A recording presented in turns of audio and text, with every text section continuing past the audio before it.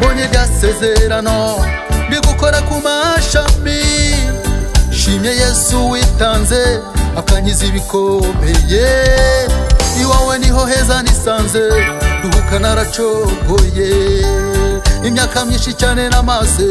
kubaho neza mbyumva nk'amatangazo asubira inyuma kubatashe bigatuma mpora nguhanze hamaso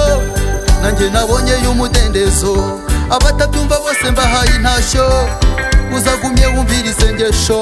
mubo waremye uzangira igikoresho kubana nawe umunsi umwe bindutira kuba hanze imyaka ibihumbi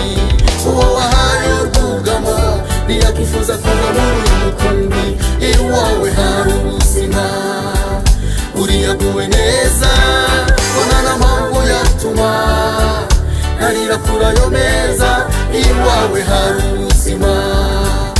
uriyaguwe neza bona na mpamvu yatuma ntarira kuri ayo meza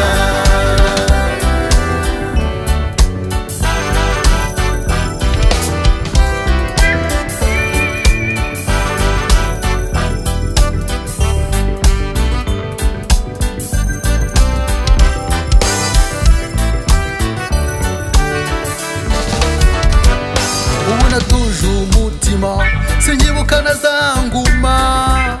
ibyo nkozaga igitugu byose nabisize inyuma ndigusaba gukomera ngo ntazasubira inyuma kwa Yesu hari ubuzima n'abandi barabihamya numvaga ko ntazaseka nahoranaga umujinya umutima wuzuye intimba nabasha kwiyumanganya ariko ngeze muri Yesu murikirwa na wa mucyo ingabo nyinshi zingose hari uburinzi bukaze kubana nawe umunsi umwe bindutira kuba hanze imyaka ibihumbi uwo wahaye urwugamo ntiyakifuza kuva muri uyu mukumbi iwawe hari ubuzima uriyaguwe neza bona na mpamvu yatuma ntarira kuri ayo meza iwawe hari ubuzima uriyaguwe neza bona na mpamvu yatuma ntarira kuri ayo meza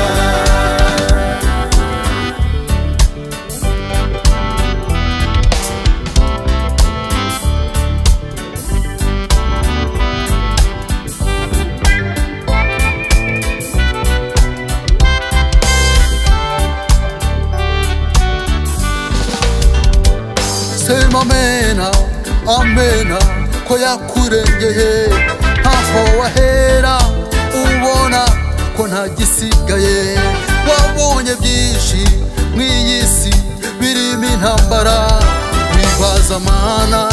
ninde yaduteranyije sema amena amena ko yakurengeye ntaho wahera ubona ko ntagisigaye wabonye byinshi mw'iyi si birimo intambara wibaza mana ninde waduteranyije kubana nawe umunsi umwe bindutira kuba hanze imyaka ibihumbi uwo wahaye urwugamo ntiyakifuza kuva muri uyu mukumbi iwawe hari ubuzima uriyaguwe neza bona na mpamvu yatuma ntarira kuri ayo meza iwawe hari ubuzima uriyaguwe neza bona